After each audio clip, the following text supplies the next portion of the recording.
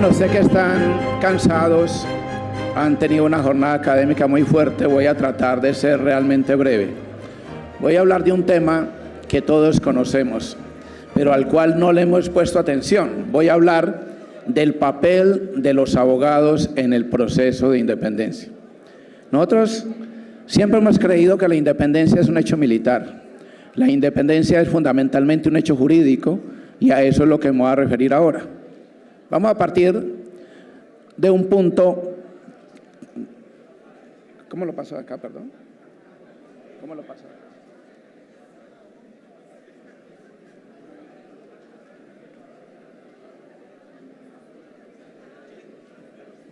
Voy a abreviar lo más que pueda. Iba a hablarles de los cambios político-administrativos que llevan a que se genere la independencia. Y voy a pasar por allí volando porque sé que están cansados y cansadas.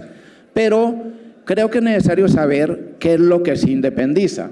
Voy a hablarles de las sociabilidades políticas y de la ilustración para hablar del papel de los abogados y la formación de los abogados definitiva para el proceso de independencia.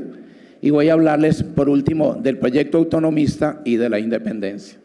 Tenemos que decir que los cambios político-administrativos que se van a dar en el siglo XVIII van a llevar a que se cree un virreinato, que es el virreinato de la Nueva Granada. Este virreinato fue creado en 1717 y no fue viable porque económicamente esta región no tuvo cómo sostener un aparato administrativo.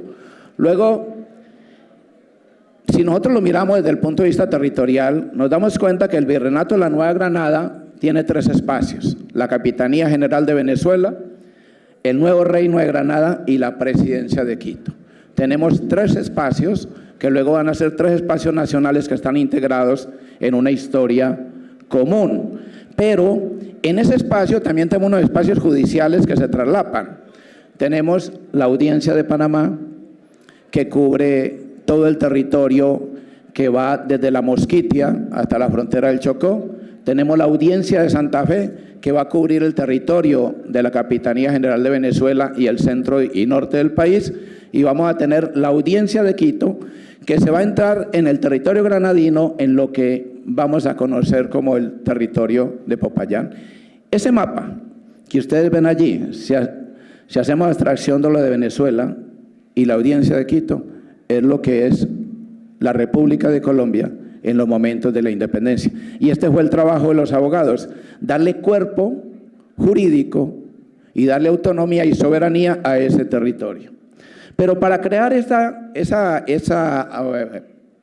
virreinato fue necesario quitarle todos estos territorios al Perú. Por lo tanto, el Perú va a tener sobre los territorios del norte unas pretensiones muy grandes que van a durar hasta el siglo XX. Para que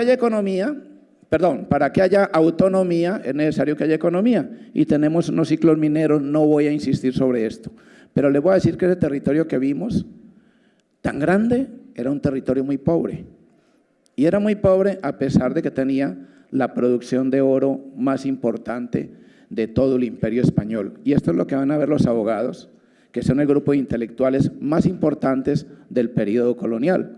Van a ver que hay mucha riqueza, pero que esa riqueza no se puede explotar y por lo tanto se vive en una permanente pobreza. Voy a pasar sobre este tema. Voy solamente a mencionarles que ese inmenso territorio que vimos tiene solamente 1.250.000 habitantes, para pasar a mostrarle cómo los abogados van a ser importantes en el proceso de independencia. Ustedes han escuchado hablar de las reformas borbónicas. La reforma borbónica es lo que permitió crear el virreinato de la Nueva Granada. Pero hubo un hecho en las reformas borbónicas que algunos lo plantean como negativo. Fue la expulsión de la Compañía de Jesús por problemas políticos que no es del caso mencionar. Pero la expulsión de la Compañía de Jesús va a implicar que se desarrollen unos movimientos intelectuales que son muy interesantes. Por ejemplo, con la imprenta de la Compañía de Jesús se va a crear la primera imprenta en Santa Fe en 1777 y se van a publicar los primeros periódicos: el Aviso del Terremoto, la Gaceta de Santa Fe y el papel periódico de Santa Fe de Bogotá, donde se van a divulgar las primeras ideas interesantes sobre cambio posible en lo que sería el virreinato. Se va a crear una biblioteca pública Y aquí viene lo más interesante. Se va a establecer un plan de estudios que plantea una universidad pública y gratuita de estudios generales que finalmente no se puede desarrollar. Durante este periodo también se va a dar la expedición botánica, donde van a participar los principales líderes de la independencia. Pero hay un caso muy extraño para hablar del papel de los abogados. Ese caso muy extraño es que en 1778, en una ciudad muy pequeña que se llama Popayán, se van a encontrar en el mismo salón de clase unas personas que quiero mencionar. Está en el Real Colegio Seminario Popayán Camilo Torres, que lo conocemos. Si no sabemos quién es un abogado que escribe el Memorial de Agravios. Está Francisco José de Caldas, que hace estudios de jurisprudencia, pero termina siendo el sabio más importante del país. Está Joaquín de Caicedo y Cuero, un abogado de la Real Audiencia, que va a ser en la Feria Real de Cali. José María Cabal, otro abogado, que va a ser uno de los botánicos más importantes.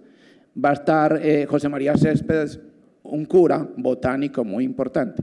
¿Qué ocurrió en el universo para que todos estén en el mismo salón? Con el mismo profesor, José Félix de Restrepo. Quizá no sabemos quién es José Félix de Restrepo, un abogado antioqueño, que es el que primero escribió un proyecto de abolición de la esclavitud, que fue el que hizo aprobar el primer decreto de libertad de vientres, que fue el primero que hizo aprobar las juntas de manumisión y comenzó la liberación de los esclavos. Ese mismo José Félix de Restrepo va a ser el profesor de Tomás Cipriano de Mosquera, de José María Obando, y podríamos seguir enumerando los que luego van a ser profesores de la República. Un abogado que está dando una cátedra de gramática suprema en el Real Colegio Seminario Popayán, va a ser el profesor de los principales líderes de la independencia de Colombia. Y curiosamente, no empieza en Santa Fe de Bogotá, no empieza en Cartagena, no empieza en Santa Fe de Antioquia, empieza en Popayán. Y en Popayán van a estudiar, a la vez que estudian Derecho, única profesión posible fuera de la de sacerdote, van a estudiar astronomía, matemática, física, óptica, química, van a discutir hasta el sexo de los ángeles, pero lo más importante es que van a cuestionar el absolutismo utilizando a los pensadores de la Ilustración francesa. Por lo tanto, van a estar en capacidad de cuestionar el orden establecido. Esta gente, estos muchachos que tienen 17, 18 años, se van a trasladar a Bogotá y en Bogotá se van a reunir con otras personas importantes para la independencia. Manuel Santiago Vallecilla, profesor del Colegio del Rosario, quien va a cuestionar en el Colegio del Rosario la filosofía tomista, los métodos de enseñanza. Va a estar José Joaquín Escobar, también del Colegio del Rosario, luego este fraile, luego va a ser el que va a liderar la independencia en el sur de Colombia. Ignacio de Herrera, para los que no saben quién es, escribió Las Cartas de un Americano, un real tratado sobre la cuestión social y la mejor crítica sobre el sistema colonial que se estableció en este momento, quizás superior al Memorial de Agravios. Y ellos en Santa Fe van a establecer vínculos con Antonio Nariño y con dos personajes que me interesa resaltar. Antonio Nariño, pues ya sabemos quién es. Si no saben quién es, pues no mira los billetes, allí los podemos encontrar los billetes, pero más allá de los billetes es quien va a publicar los derechos del hombre y del ciudadano, nos va a introducir en el régimen del derecho, de los derechos humanos y los derechos del ciudadano.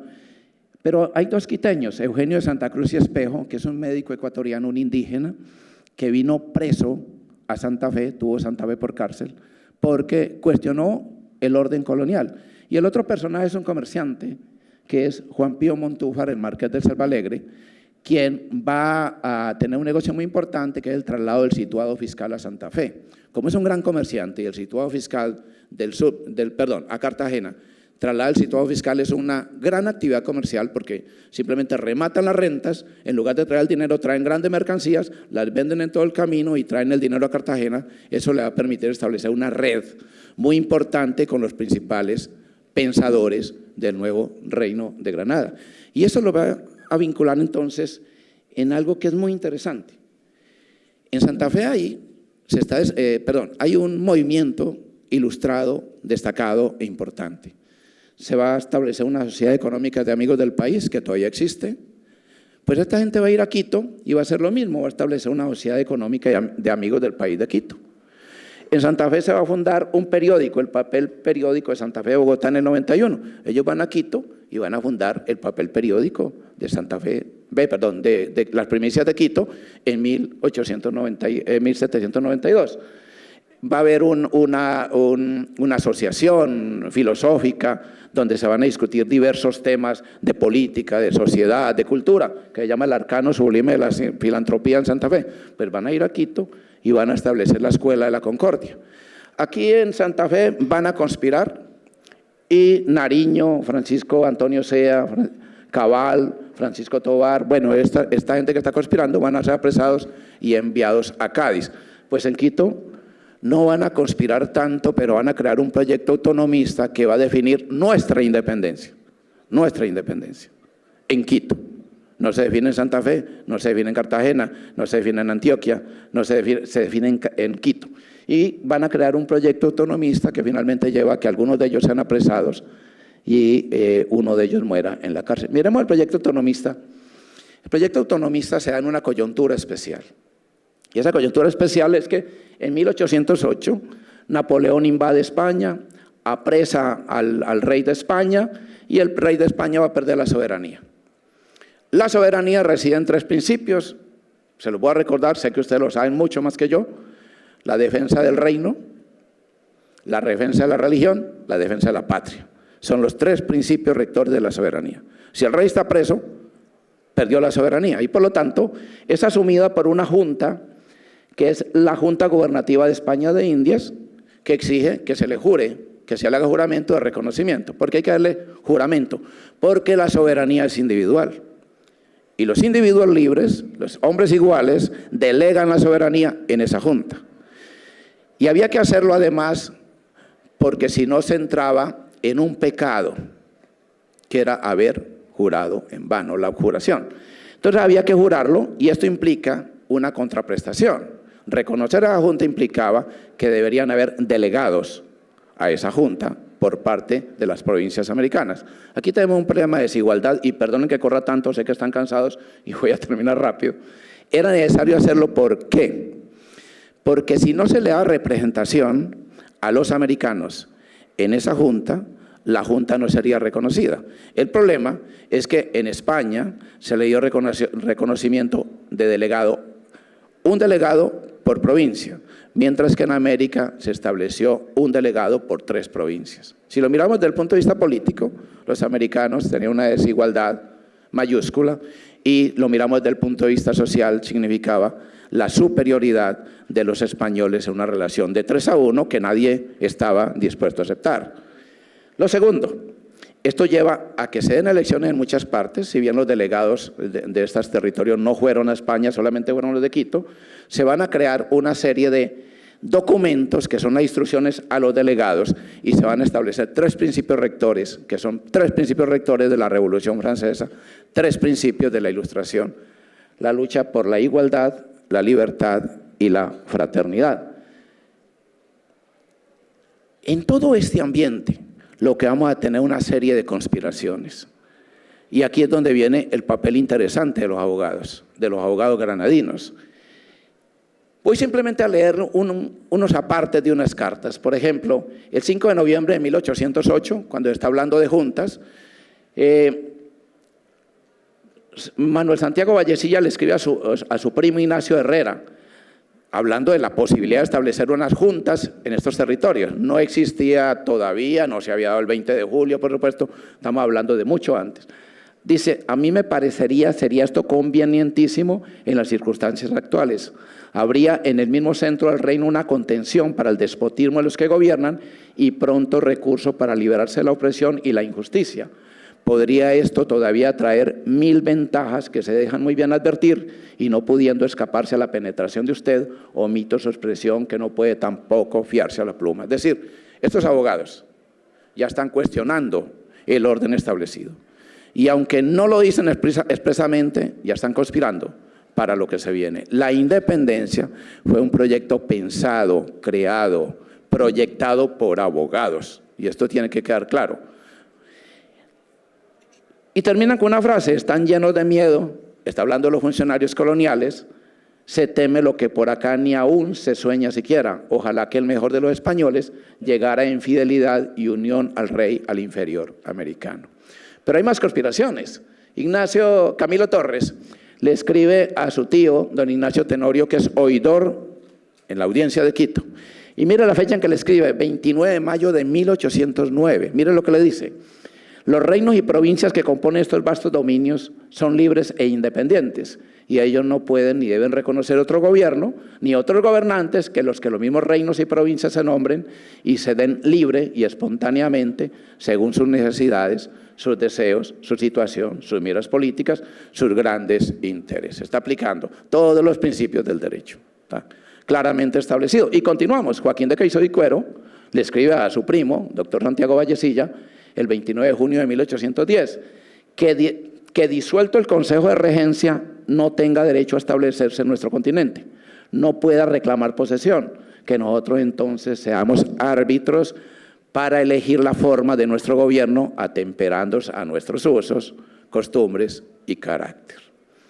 Están reclamando lo que podemos llamar autonomía. Y todo esto quedó plasmado en dos documentos muy importantes que establecen el estado social de la época, tanto social como político.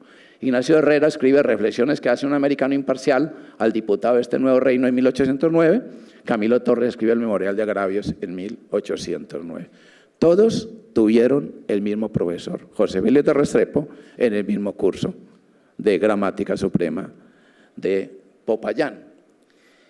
Hay un tema que se discute ahora, que estamos en este periodo de conmemoraciones. Se dice que los movimientos que se dieron a partir del 20 de julio de 1810 no fueron de independencia. Y que no fueron de independencia porque hicieron en nombre del rey. Aquí lo que planteamos es una cosa absolutamente contraria. Nosotros decimos que la lealtad al rey es solamente una consigna política, y es una consigna política que se opone a las autoridades coloniales que están aquí, porque no se sabe a quién representan las autoridades coloniales. El rey está preso. Hay una junta gubernativa por una parte y está José Bonaparte, Pepe Botellas por otra. ¿A quién representan las autoridades en estos territorios? Los americanos, los criollos, lo que llamamos colonos, tienen derecho a cuestionar el orden establecido. Y lo tenían clarísimo. Mire, Manuel Santiago Vallecilla, Ignacio Herrera le escribe a Manuel Santiago Vallecilla: todo tiene un común origen, Madrid y Cádiz son la fuente. Madrid, Pepe Botellas está gobernando. Cádiz, donde está discutiendo supuestamente la primera constitución liberal que hay en el mundo, es la otra fuente. ¿A quién representan las autoridades? Aquí hay algo que al final a mí me parece que es muy interesante tenerlo en cuenta. Dice: ambos ofrecen a los suyos grandeza de España y otros títulos para que la América no se separe de su metrópoli, que indefectiblemente va a ser presa del corso. Es decir, esta gente tenía claro que esto se acabó. Esto se acabó. Y viene la primera revolución, que es la revolución de Quito.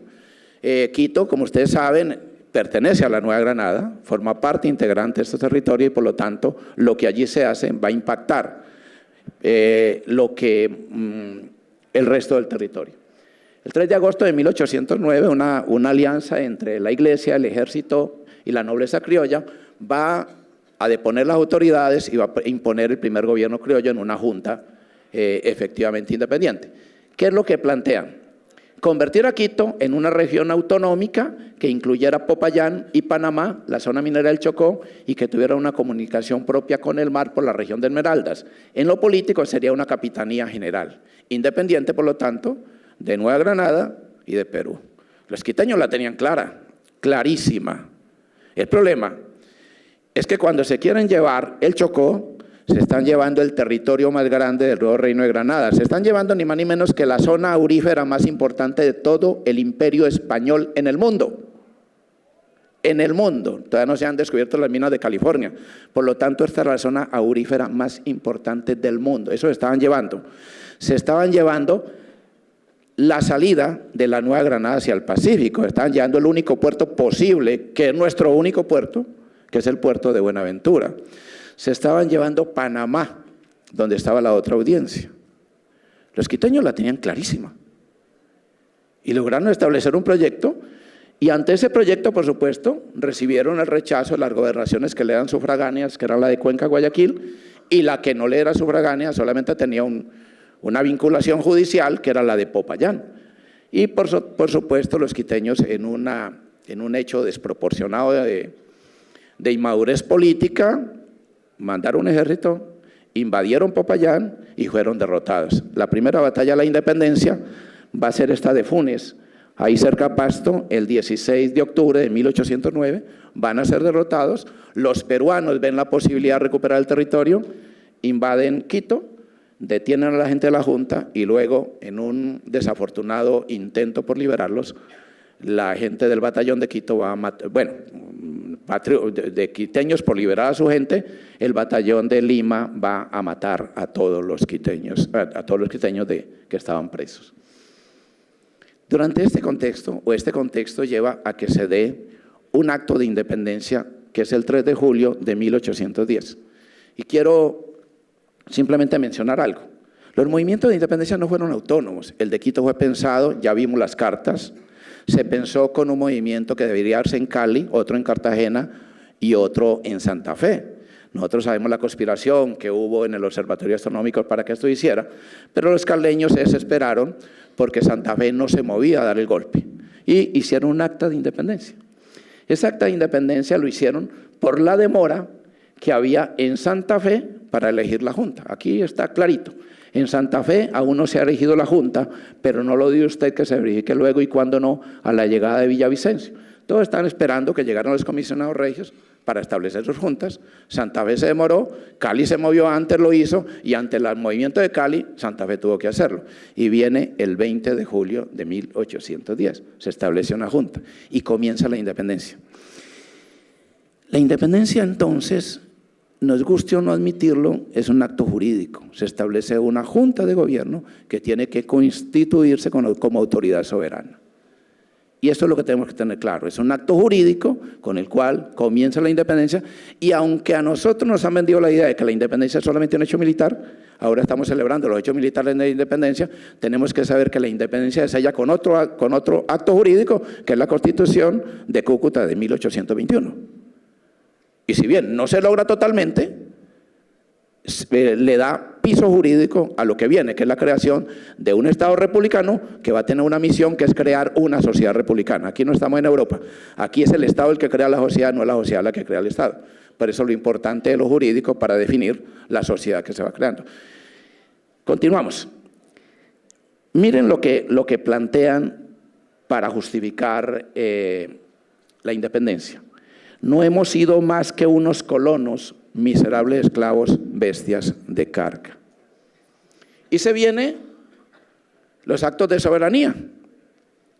Los actos de soberanía, puros actos jurídicos. Miren todas las juntas que establecen. Terminamos. Cartagena, Socorro, Santa Fe, Pamplona, Tunja, Santa Marta, Popayán, Quibdó, Pore, Santa Fe de Antioquia, Novita.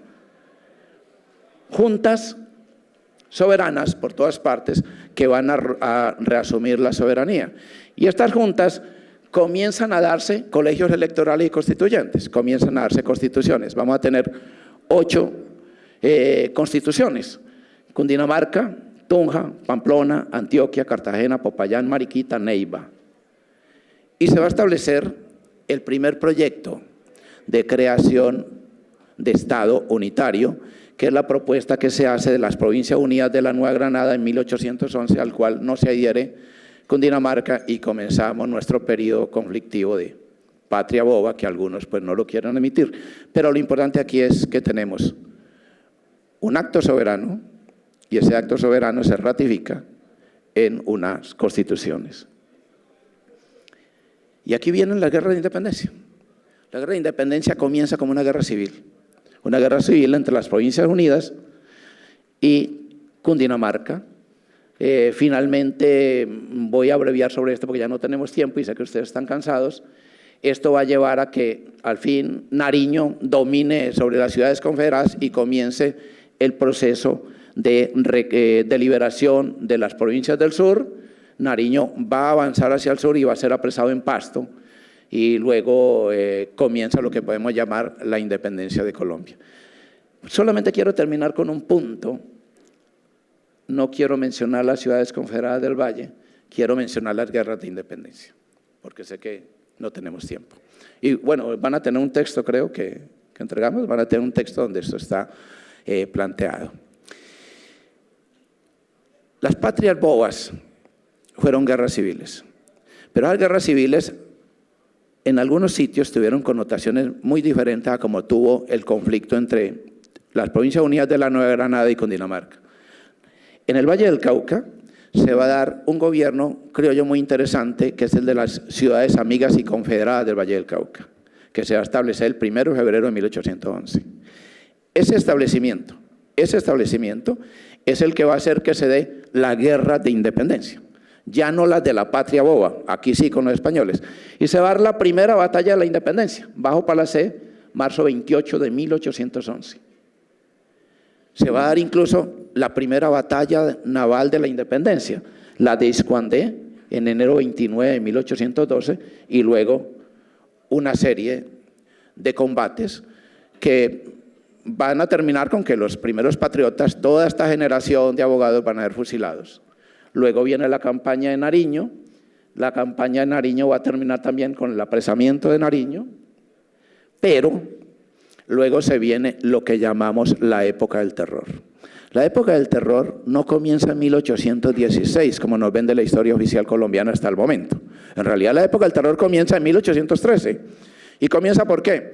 Comienza porque los peruanos han logrado recuperar Quito y los ejércitos peruanos son los que van a reconquistar el sur de la República.